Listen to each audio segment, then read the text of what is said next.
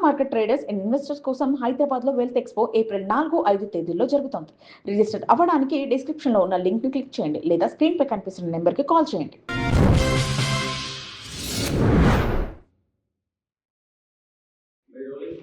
Hello guys, నేను మీ Vasavi Acharya. Welcome to Social post.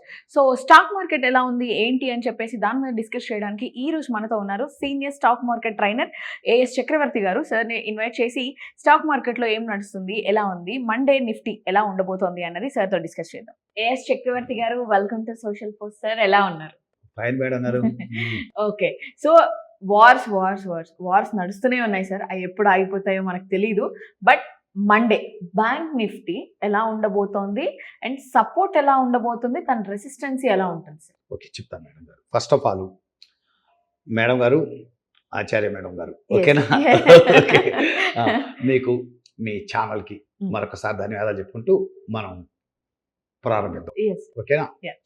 Next వచ్చేసరికి మేడం గారు, ఫస్ట్ ఆఫ్ ఆల్ మనం ఈ వీడియో రికార్డ్ చేస్తుంది మార్చి 21వ తారీఖు శనివారం రికార్డ్ చేస్తున్నాం. సో మార్చి 23వ తారీఖు సోమవారంతో ప్రారంభమైనటువంటి వారానికి బ్యాంక్ నిఫ్టీని ప్రభావితం చేసే అంశాలు ఏంటి, బ్యాంక్ నిఫ్టీ సపోర్ట్స్ రెసిస్టెన్సెస్ ఎక్కడ ఉంటాయి అనేది మనం డిస్కస్ చేయబోతున్నాం, ఓకేనా? Okay, first of all madam గారు, మీకు బ్యాంక్ నిఫ్టీ వచ్చేసరికి అండి, ఫస్ట్ ఆఫ్ ఆల్ ఇన్ఫ్లేషన్ అన్కంట్రోలబుల్లో ఉంది, no doubt, because of crude oil price పెరగడం. క్రూడ్ ఆయిల్ ప్రైస్ ఎక్స్ట్రీమ్గా పెరగడం వల్ల, ఫిజికల్ డెఫిసిట్ పెరగడం వల్ల మీకు వచ్చేసరికి ఇన్ఫ్లేషన్ విపరీతంగా పెరగబోతోంది. మీకు ఒక చిన్న లాజిక్ ఏంటంటే, నేను మొట్టమొదట 2 వారాలు చెప్తూనే ఉన్నాను. మార్చి 17వ తారీఖు 18వ తారీఖు అమెరికాలో ఫెడ్ మీటింగ్ ఉంటుంది. అంటే ఇంట్రెస్ట్లు ఎలా నిర్ణయం ఇంట్రెస్ట్ తగ్గిస్తూ ఏంటి, లేకపోతే అసలు ఓవరాల్ అమెరికన్ ఎకానమీ మీద పావెల్ ఫెడ్ చైర్మన్ అర్థమైందా స్పీచ్ ఉంటుంది. తర్వాత వచ్చేసరికి అసలు ఇంట్రెస్ట్ రేట్లు ఎలా ఉండబోతున్నాయి అనే విషయం మీద నేను డిస్కస్ చేస్తూ, ఎట్టి పరిస్థితుల్లోనూ ఫెడ్ ఇంట్రెస్ట్ రేట్లు తగ్గించదు ఇప్పుడున్న కండిషన్స్లో అని చెప్పడం జరిగింది. నేను ఆల్రెడీ 2 వారాలు చెప్తున్నాను. సో నేను మనం అనుకున్నట్టే 17వ తారీఖు 18వ తారీఖున మార్చి 17-18 అమెరికాలో వాషింగ్టన్ డీసీలో అర్థమైందా ఫెడ్ మీటింగ్లో పావెల్ గారు స్పష్టంగా చెప్పడం జరిగింది. మీకు 26లో ఉంటే ఒక రేట్ కట్ ఉంటుంది, 27 మొత్తం మీద అంటే 2026లో ఉంటే ఒక రేట్ కట్ ఉంటుంది, 2027లో ఉంటే ఒక రేట్ కట్ ఉంటుంది, అంతకుమించి ఆశించొద్దన్నారు. ఇప్పుడు ఇంట్రెస్ట్ రేట్లు అమెరికాలో వచ్చేసరికి 3.5% 3.7% మనకి నడుస్తున్నాయి. అందువల్ల అమెరికాలో ఇన్ఫ్లేషన్ కూడా చాలా ఎక్కువగానే ఉంది. నిజాయి చెప్పాలంటే నీకు అర్థమైంది. గ్రోత్ రేట్ 2.4 ఉంది, ఇన్ఫ్లేషన్ చాలా 2.4% గ్రోత్ రేట్ ఇంకా పడుతుంది అనుకుంటున్నారు. ప్లస్ అన్ఎంప్లాయ్మెంట్ 4.40% అన్ఎంప్లాయ్మెంట్ ఉంది. ఇన్ఫ్లేషన్ 4.25% ఇన్ఫ్లేషన్ ఉంది అమెరికాలో, విపరీతంగా ఇన్ఫ్లేషన్ పెరుగుతుంది. సో వీటన్నింటిని బేస్ చేసుకుని పావెల్ డైరెక్ట్గా చెప్పేశారు కొంచెం గడ్డు కాలంలో ఉంది. నాట్ ఓన్లీ అమెరికన్ ఎకానమీ అంటే వరల్డ్ ఎకానమీ కూడా గడ్డు కాలం ఉంది. ఈ టైంలో ఫెడ్ ఇంట్రెస్ట్ రేట్ తగ్గించడం కుదరదు అని చెప్పి కొండబద్దలు కొట్టాడు. మహా ఉంటే ఈ సంవత్సరం వచ్చే సంవత్సరం మీద కలిపి ఒకటి ఉండొచ్చు, ఒకసారి రెండోసారి 27 ఒకటి ఉండొచ్చు అట్టు. అందువల్ల అంత ఆశాజనకంగా ఏం లేవు, గ్రోత్ రేట్స్ కూడా అంత ఆశాజనకంగా ఉండవు అన్నట్టే మాట్లాడాడు. దాని రిఫ్లెక్షన్స్ మాకు కనపడ్డాయి గురువారం మార్కెట్ మీద. Right to understand. తర్వాత వచ్చేసరికి మనకు ఆర్బీఐ మీటింగు వచ్చే నెల 6, 7, 8 తారీఖులో ఉంది. సంజయ్ మల్హోత్రా గారు RBI governor at present. So నేనేం చెప్తున్నానంటే, ఇప్పటికే ఫిబ్రవరిలో మీకు ఇన్ఫ్లేషన్ ఊహించడానికి ఎక్కువ వచ్చింది, 3.21% వచ్చింది. ఎక్కువ వచ్చింది, చాలా ఎక్కువ వచ్చింది. మనం ఎక్స్పెక్ట్ చేసింది ఎంత అనుకున్నారు, 2.80 వచ్చింది అనుకున్నాం. అది ఎంత వచ్చింది, 3.21% వచ్చింది. ప్లస్ ఇప్పుడు నేను ఈ వార్ కండిషన్స్లో 3.80 వచ్చింది అనుకుంటున్నాను. కానీ అది అసలు నాకు అంచనా అయితే ఇంకా తేడా పడితే ఏప్రిల్ నాటికి అది 3.40 4.30 అవ్వటానికి చేస్తుంది. 3.80 గన్ షాట్ ఇన్ఫ్లేషన్ పెరుగుతుంది. అది అదుపు తప్పితే 4.20 అవుతుంది. That's my strong opinion inflation. So వీటన్నిటిని బేస్ చేసుకుంటే ఇండియాలో కూడా ఇప్పుడున్నటువంటి repo rate 5.25%, reverse repo rate 3.35% and CRR 3%. ఇవి ఏవి చేంజ్ అవ్వు, ఎందుకంటే క్రూడ్ ఆయిల్ విపరీతంగా పెరిగిపోతుంది, number 1. Number 2, physical deficit 21 lakhs crores cross అయిపోతుంది, అద్భుతమైపోతుంది. సో జీడిపిలో 5% ఫిజికల్ డెఫిసిట్ క్రాస్ అవబోతుంది. డేంజర్ అంటే ఒక రకంగా చెప్పాలంటే ప్రమాద ఘంటికలు మోగుతున్న ఇండియన్ ఎకానమీకి. ఇలాంటి పరిస్థితుల్లో ఇన్ఫ్లేషన్ అన్కంట్రోలబుల్ అవుతుంది. ఇలాంటి పరిస్థితుల్లో వడ్డీ రేట్లకు తగ్గించే ప్రశ్నే లేదు. వీటన్నిటిని బేస్ చేసుకొని బ్యాంకు నిఫ్టీ అనేటువంటిది నెక్స్ట్ వీక్ కూడా ఏదైనా పెరుగుతుంటే షార్ట్ వెళ్ళటానికే ప్రయత్నం చేయమని చెప్తాను. నెంబర్ 1 ఆ లెవెల్స్ అని నేను చెప్తాను. నెంబర్ ఇది అయిపోయింది. తర్వాత ఇన్ఫ్లేషన్ చెప్పటం, తర్వాత ఆర్బీఐ మీటింగ్, ఇవన్నీ మనం డిస్కస్ చేసుకున్నాం. తర్వాత ఇంకోటి రూపాయి విలువ విపరీతంగా డిప్రిషియేట్ అవుతుంది. మీరు గమనించుకోండి, మన 2 వారాలు 3 వారాలు వీడియోలు తీసుకోండి, రూపాయి విలువ విపరీతంగా డిప్రిషియేట్ అవబోతుందని చెప్పింది మనమే. ₹92.80 అవుతుందని 2-3 వారాలు చెబుతున్నాం. తర్వాత పోయిన వారం మనం ఏం చెప్పామంటే ₹92.80 అంటే ఒక $1 ఈజ్ ఈక్వల్ ₹92.80 క్రాస్ అవుతే ఇమ్మీడియట్ ఇట్ గోస్ టు ₹93.80 వెళ్తుందని చెప్పారు. డాలర్ రూపీ ఎక్స్చేంజ్ డిఫరెన్స్ ₹93.80 వెళ్తుందని చెప్తే రాత్రి already it touched ₹93.66, ₹93.66 already touch అయ్యింది. రేపు ₹93.80 క్రాస్ అయిందంటే ఇట్ విల్ గోస్ టు ₹94.20. దాని ఎఫెక్ట్ ఎంత ఉంటుంది అనుకో. ఓ పక్క క్రూడ్ ఆయిల్ వరల్డ్ వైడ్ గా ధర బ్రెంట్ క్రూడ్ ఆల్రెడీ చెప్తే $106.66 బ్యారల్. ఒక బ్యారల్ బ్రెంట్ క్రూడ్ ధర $106.77 టచ్ చేసింది. సో ఓ పక్క క్రూడ్ ఆయిల్ ధర పెరుగుతోంది, ఓ పక్క ఇన్ఫ్లేషన్ పెరిగిపోతుంది, ఓ పక్క ఫిజికల్ డెఫిసిట్ పెరిగిపోతుంది, బ్యాంకు రేట్లు తగ్గవు, రూపాయి విలువ డిప్రిషియేట్ అయిపోతుంది. వీటన్నిటి బేస్ చేసుకొని నీకు ఏదైనా వస్తే షార్ట్ కవరింగ్ వాల్యూలు వస్తాయి. సో ఆ షార్ట్ కవరింగ్ పీక్ వస్తే మటుకు షార్ట్ అవ్వడానికి అంటే వార్ని బేస్ చేసుకొని, వార్ కన్నా క్లోజ్ అవుతే మళ్ళీ ర్యాలీ స్టార్ట్ అవుతుంది. ఇప్పుడు అలా వారు క్లోజ్ అవుతుంది నేనైతే అనుకోవట్లేదు. ఎందుకంటే ఎవరి ఐడియాలజీ వాడుకుంది. అసలు ఇంకా నన్ను అడిగితే ఇప్పుడు మిడిల్ ఈస్ట్ అనుకుంటున్నాం, చెప్తూనే చైనా టోటల్ మీకు తైవాన్ చుట్టూ మోహరింపజేసింది, నౌకా బలం, ఎయిర్ ఫోర్స్ బలం మొత్తం మోహరింపజేసింది. ఉత్తర కొరియాని జపాన్ కవ్విస్తోంది. ఇప్పుడు ట్రంప్ ఏమో ఇది ఇరాన్ అయిపోతే మళ్ళీ నేను క్యూబాన్ సగం చూడాలంటున్నాడు.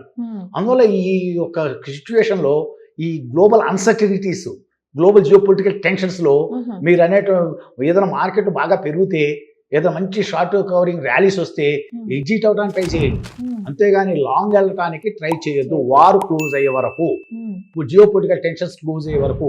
That's my strong advice to the investors, no doubt. Okay, clear. తర్వాత అసలు నిఫ్టీ లెవెల్స్ ఎలా ఉండబోతున్నాయి, బ్యాంక్ నిఫ్టీ లెవెల్స్ ఎలా ఉండబోతున్నాయి నెక్స్ట్ వీక్ చెప్పబోతున్నాను. నిన్న 20వ తారీఖు, మార్చి 20వ తారీఖు ఫ్రైడేనా ఎక్కడ క్లోజ్ అయిందంటే బ్యాంక్ నిఫ్టీ వచ్చేసరికి 53,427 పాయింట్ల మీద క్లోజ్ అయింది. మళ్ళీ ఒకసారి చెప్తున్నాను, బ్యాంక్ నిఫ్టీ నిన్న ఫ్రైడే 20వ తారీఖు ఎక్కడ క్లోజ్ అయిందంటే, మార్చి 20వ తారీఖు ఎక్కడ క్లోజ్ అయిందంటే 53,427 మీద క్లోజ్ అయింది. ఇప్పుడు రెసిస్టెన్స్ 1, రెసిస్టెన్స్ 2, రెసిస్టెన్స్ 3 ఎలా ఉండబోతుందో చెప్తాను. ఫస్ట్ రెసిస్టెన్స్ 1, ఒకవేళ ఏదైనా షార్ట్ కవరింగ్ ర్యాలీస్ వస్తే ఫస్ట్ రెసిస్టెన్స్ 54,325. 54,325. ఓకే, ఒకవేళ అక్కడ నిలబడి సస్టైన్ అక్కడ క్రాస్ అవుతే, కొంతసేపు నిలబడి క్రాస్ అవుతే నెక్స్ట్ రెసిస్టెన్స్ 2 వచ్చేసరికి సింపుల్గా 55,000 తగ్గిపోయింది, 55,000కి వెళ్ళిపోతుంది. మీకు 54,325 నుంచి డైరెక్ట్ 55,000కి వెళ్ళిపోతుంది. అక్కడ నిలబడి కనుక క్రాస్ అవుతాయి 55,000కి వెళ్ళిపోతుంది. రెసిస్టెన్స్ 2 అంటాం దాన్ని. ఒకవేళ రెసిస్టెన్స్ 2 దగ్గర కూడా సస్టైన్ నిలబడి బలం పుంజుకొని అక్కడ కనుక లేస్తే, అక్కడ నుంచి కనుక క్రాస్ పైకి వెళ్తే మీకు 55,600. 55,600 ఉన్న అనేది ఇప్పుడున్న సిచ్యువేషన్లో అది క్రాస్ అవటం అనేది చాలా కష్టం. 55,600 కనుక వచ్చి ఇదే జియో పొలిటికల్ టెన్షన్స్ ఇలానే ఉండి, ఈ మిడిల్ ఈస్ట్లో బగ్గుమని ఇలానే మండిపోతూ, క్రూడ్ ఆయిల్ ఇలానే ధరలు పెరుగుతూ, అర్థమైంది ఏంటంటే వరల్డ్ వైడ్గా ఈ గ్లోబల్ క్యూస్ మొత్తం ఇలానే టెన్షన్ ఉంటే అక్కడ షార్ట్ అయిపోవటం, బ్యాంక్ నిఫ్టీలో షార్ట్ కొట్టుకోవటం, అడ్డంగా కొట్టు కూర్చోవటమే. That's my strong opinion. తర్వాత ఒకవేళ ఈ వార్ క్లోజ్ అయిపోతూ అవ్వకుండా, వారు కన్నా క్లోజ్ అవ్వకుండా ఉంటే, అర్థమైందా, ఒకవేళ మార్కెట్ పట్టం మొదలు పెడితే బ్యాంక్ నిఫ్టీ ఎలా ఉంటుందో చెప్పబోతున్నాను. సపోర్ట్ 1, సపోర్ట్ 2, సపోర్ట్ 3, అట్లా మీకు సపోర్ట్ 4 దాకా ఇస్తాను. ఫస్ట్ సపోర్ట్ 1 వచ్చేసరికి బ్యాంక్ నిఫ్టీ నెక్స్ట్ వీక్ పట్టం మొదలు పెట్టింది అనుకోండి, గ్యాప్ డౌన్ పట్టం మొదలు పెట్టింది అనుకో. ఫస్ట్ సపోర్ట్ ఎక్కడ వచ్చిందంటే 51,870, 51,870 దగ్గర ఫస్ట్ సపోర్ట్ ఉంటుంది. ఒకవేళ అక్కడ నిలబడలేక, సస్టైన్ అవ్వలేక అది కనుక బ్రేక్ డౌన్ కొట్టుకుని కిందకి వెళ్ళిపోతుంటే మీకు 50,940 దగ్గర ఉంది. 50,940 దగ్గర సపోర్ట్ 2 ఉంది. అక్కడ కూడా నిలబడలేక 50,940 కూడా కట్ చేసి కిందకి వెళ్ళిపోయింది అనుకోండి, నెక్స్ట్ సపోర్ట్ వచ్చేసరికి 49,900. 49,900 అక్కడ నిలబడటానికి ట్రై చేస్తుంది. అక్కడ కూడా నిలబడలేక కిందకు దిగిందంటే మటుకు మీకు నెక్స్ట్ వచ్చేసరికి 49,900 అని చెప్పారు కదా, ఆ 49,900 కూడా బ్రేక్ డౌన్ కొడితే, సపోర్ట్ 3 కూడా బ్రేక్ డౌన్ కొట్టుకొని 49,900 బ్రేక్ డౌన్ కొట్టుకొని కిందకి వెళ్ళిపోతే మీకు సపోర్ట్ 4 వచ్చేసరికి 49,000. 49,000 కట్ అవటం అంత తేలి కాదు. ఒకవేళ అది కనుక కట్ అవుతే కంప్లీట్ బ్యాంక్ నిఫ్టీ బేర్లోకి వెళ్ళిపోతుంది. అందువల్ల నెక్స్ట్ వీక్ కండిషన్స్ వీటిని బేస్ చేసుకొని ఉంటుంది. Mhm. సపోర్ట్స్ 1, సపోర్ట్ 2, రేస్ సపోర్ట్ 3 చెప్పడం జరిగింది. Mm. So I mean support 4 కూడా చెప్పడం జరిగింది. రెసిస్టెన్స్ 1, రెసిస్టెన్స్ 2, రెసిస్టెన్స్ 3 కూడా చెప్పడం జరిగింది. ఎనీహౌ ఈ వార్ అనేటువంటిది ఎంతకాలం కొనసాగుతుందో మనం చెప్పలేకపోతున్నాం. అవును సార్. సో మార్కెట్లో ఈ వార్ క్లోజ్ అయ్యే వరకు కొంచెం మార్కెట్కి దూరం ఉండటానికే చిన్న ఇన్వెస్టర్లు ప్రయత్నం చేయండి. Mhm. అంతేగాని మాధ్యం ఉంది క్లోజ్ అయిపోతుంది అట్లా మనం ఇన్వెస్ట్ చేసేద్దాం ఎందుకంటే పడేటప్పుడు ఎక్కడ పడతాయి ఎవరు చెప్పలేము. ఎందుకంటే ఎకానమీ అదుపు తప్పిపోయిందంటే ఎట్లా పోతాయో నాకు ఒక అవగాహన ఉంది. చాలా లాంగ్ రన్ లో కూడా దీని ఎఫెక్ట్స్ చాలా ఉంటాయి Tough ఎకానమీ మీద. ఇప్పుడు ఇంకొక 2-3 వారాలు వారు కనుక ఇలానే కంటిన్యూ అయిందంటే ఒకవేళ వారు క్లోజ్ అయినా కూడా దీని ఎఫెక్ట్స్ ఉంటాయి. కొంతవేళ పెరిగినా కూడా మళ్ళా ఎకానమీ కుంచుకోవటం అంటే తేలికైన విషయం కాదండి. ఒక రోజులో ఒక దెబ్బ తగిలిన తర్వాత మీకు 21,000 క్రాస్ అయింది అనుకోండి ఫిజికల్ డెఫిసిటీ, జీడిపిలో 5% క్రాస్ అయింది అనుకోండి ఫిజికల్ డెఫిసిటీ, అదంత తేలికైన విషయం కాదు. అవన్నీ కవర్ చేయడం అనేటువంటిది ఏదో కూర్చొని మాటలు చెప్పడం వేరు, ఎకానమీని మళ్ళా రివైవల్ అవటం అంటే అంత తేలికైన విషయాలు కాదు. ఒకసారి పడ్డ ఎకానమీ పైకి లేవటం అంత తేలిక కాదు. అందువల్ల నేనేం చెప్తున్నానంటే ముందు వార్ క్లోజ్ అయ్యే వరకు మటుకు ఫ్రెష్ లాంగ్ పొజిషన్స్ ఎవరు తీసుకోవటానికి నేనైతే మటుకు అంత రికమెండ్ చేయను. ఆచి తూచి వేచి చూసే దూరంలోనే ఉండండి. That's my strong opinion. Anyhow Acharya గారు once again thank you to you and your channel also Social Post వారికి మీకు మరొకసారి ధన్యవాదాలు చెప్పుకుంటూ ఈ కార్యక్రమాన్ని మనం ముగిద్దాం. Okay, thank you sir. మీకు కూడా చాలా థ్యాంక్స్. చాలా నీట్ గా క్లీన్ గా ఎక్స్ప్లెయిన్ చేశారు ఎలా ఇన్వెస్ట్ చేయాలి, ఎప్పుడు ఇన్వెస్ట్ చేయాలి అని చెప్పేసి. Thank you so much. ఇంకొక వీడియోతో నేను మళ్ళీ మీ ముందుకు వస్తాను. సో గైస్ చూస్తున్నారు కదా సార్ చెప్తుంది. సో చూసి ఆచితూచి ఇన్వెస్ట్ చేయండి. స్టాక్స్ పెరగడం తగ్గడం అనేది క్యాలిక్యులేట్ చేసుకోండి. సో యుద్ధం ముగిసేంత వరకు వెయిట్ చేయండి అని చెప్తున్నారు. ఒకవేళ మీకు వీడియో అర్థం కాకపోతే ఒకసారి ఛానల్ ఓపెన్ చేసి సార్ చెప్పిన ప్రీవియస్ వీడియోస్ కూడా చూస్తే మీకు క్లియర్గా అర్థమవుతుంది ఎప్పుడు ఎక్కడ ఎలా ఇన్వెస్ట్ చేయాలి, ఎంత ఇన్వెస్ట్ చేయాలి అని చెప్పేసి. సో సార్తో ఇంకొక టాపిక్ మీద మళ్ళీ నేను మీ ముందుంటాను. This is Vasavi Acharya signing of.